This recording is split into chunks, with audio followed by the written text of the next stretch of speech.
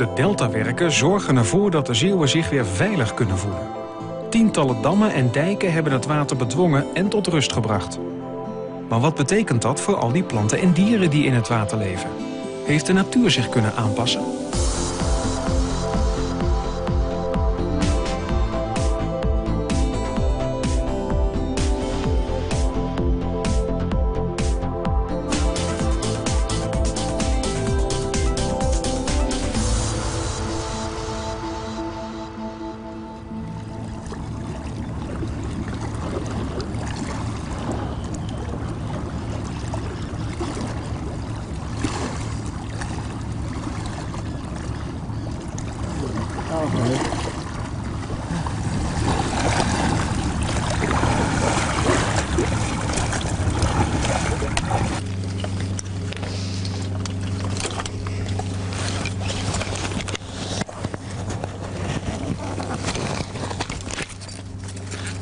Olivier, Dag Jeannette. je hebt net een mooie duik gemaakt. Ja, prachtige duik gemaakt. Je kijkt helemaal blij. Ik ben gewoon gelukkig tot en met. Wat heb je gezien?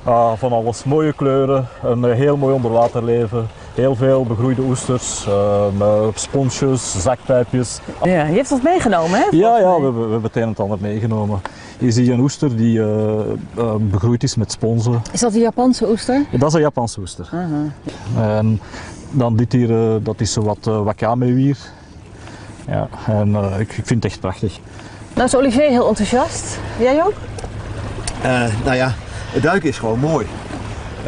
Allerlei kleuren, heel veel verschillende vormen en een hele dichte begroeiing. Dus je ziet eigenlijk geen kaal zand of kale stenen.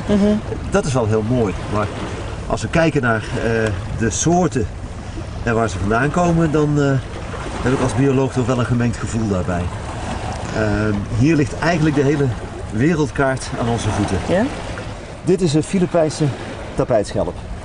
Dit is een Amerikaan. Muiltje. Hier zitten zeepokken op. Die komen uit Nieuw-Zeeland. Hij heet ook de Nieuw-Zeelandse zeepok, in goed Nederlands. We hebben hier een stukje Chinese zee. Dit is een spons. Maar het is eigenlijk één grote multiculturele samenleving hier onder water. Absoluut. Dat vinden we ook onder water.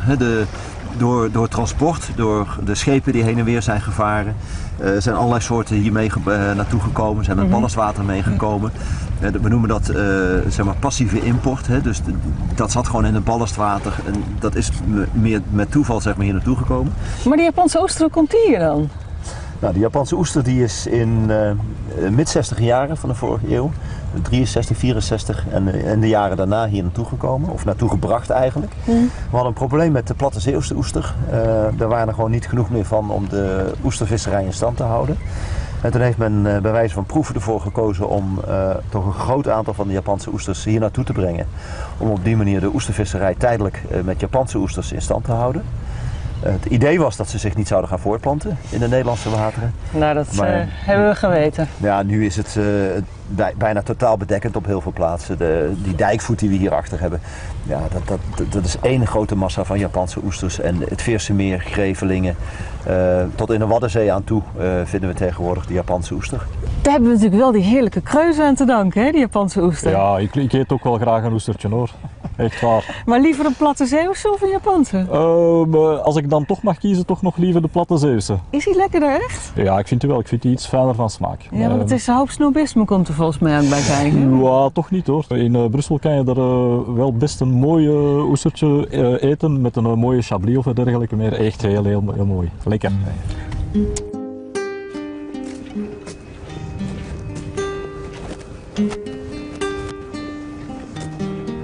Moeten we er hierin? Ja, dan kunnen we er hierin. Uitkijken, want het is glad. Eerst even zitten. Oké, als jij maar voorgaat. Voorzichtig.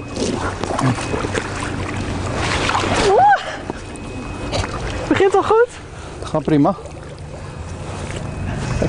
Nou, hier staan ze, de bakken. Ja. Helemaal vol met oesters. Ja.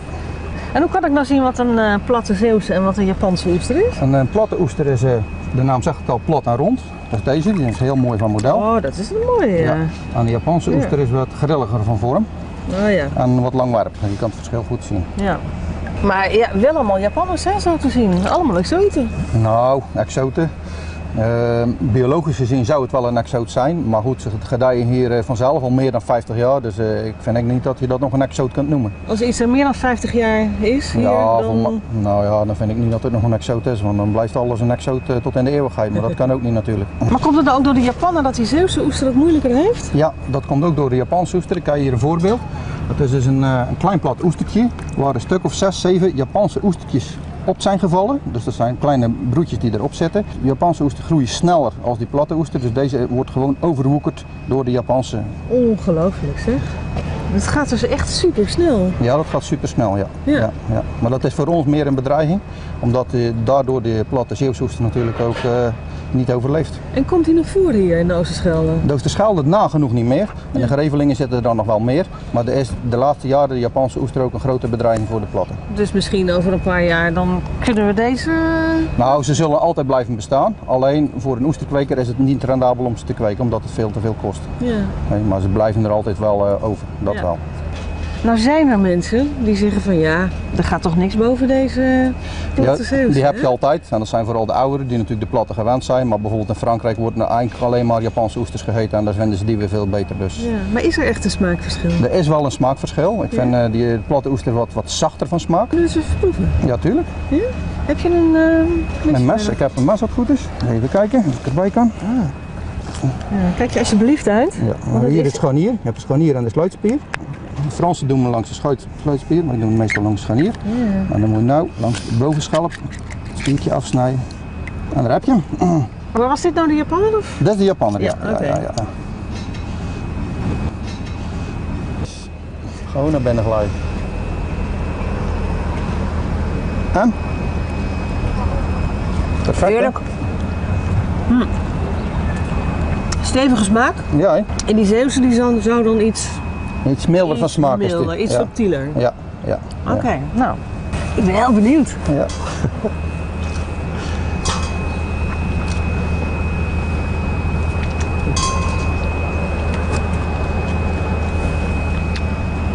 Ik vind hem echt lekker. Ja. Echt. Zachter van smaak, hè? Ja. Heerlijk. Wat is een exoot? Ik vind persoonlijk dat een soort die niet op eigen kracht hier naartoe kan komen, door natuurlijke barrières, een soort uit Japan die komt niet in de Nederlandse kustwateren uit zichzelf, dat is per definitie een exoot. En of die dan al 5, 40 of 100 jaar hier zit, voor mij persoonlijk maakt dat niet uit. Mm-hmm. En is het nou zo dat zoals de Japanse oester, dat exoten per definitie ook alles overwoekeren? Nee, wat we zien is dat met die import van exoten er soms soorten zijn die hier niet eens aanslaan. Die worden misschien maar een paar keer even waargenomen en dan sterven ze ook weer uit. Dan is toch het milieu hier niet geschikt voor die soort. Maar heel vaak zien we juist bij exoten dat we noemen dat invasief, dat ze zich, als ze hier terechtkomen, dat ze ook exploderen. Mm-hmm. En er zijn een aantal karakteristieken vaak bij. Punt 1, het zijn soorten die heel sterk zijn. Ze zijn heel robuust.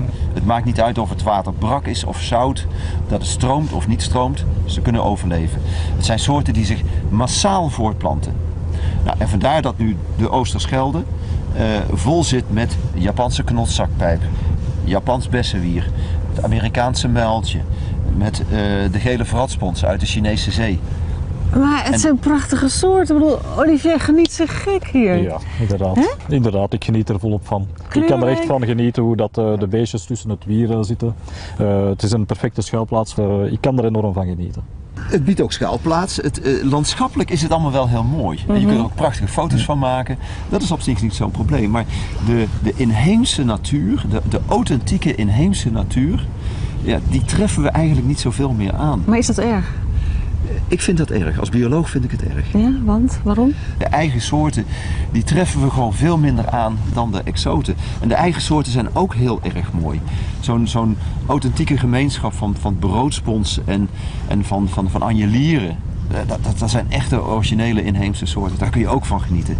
En er zijn nog maar een paar gebieden in de Oosterschelde waar die massaal voorkomen. Heeft het nou met de stormvloedkering te maken dat hier zoveel exoten zitten in de Oosterschelde? Het heeft er wel mee te maken. Het is een lastig verhaal. Er wordt al meer dan 25 jaar onderzoek aan gedaan door Mario de Kluiver, bioloog. En wat hij gezien heeft, is dat de soorten als broodspons en zeeanjelier, typische inheemse soorten, dat die toch wel door afname van de stroming achteruit zijn gegaan. En er is als het ware ruimte vrijgekomen in de Oosterschelde. En die ruimte is met name door exoten ingenomen. Er zijn als het ware huisjes zijn leeg komen te staan en die exoten zijn daar gaan wonen. Ja.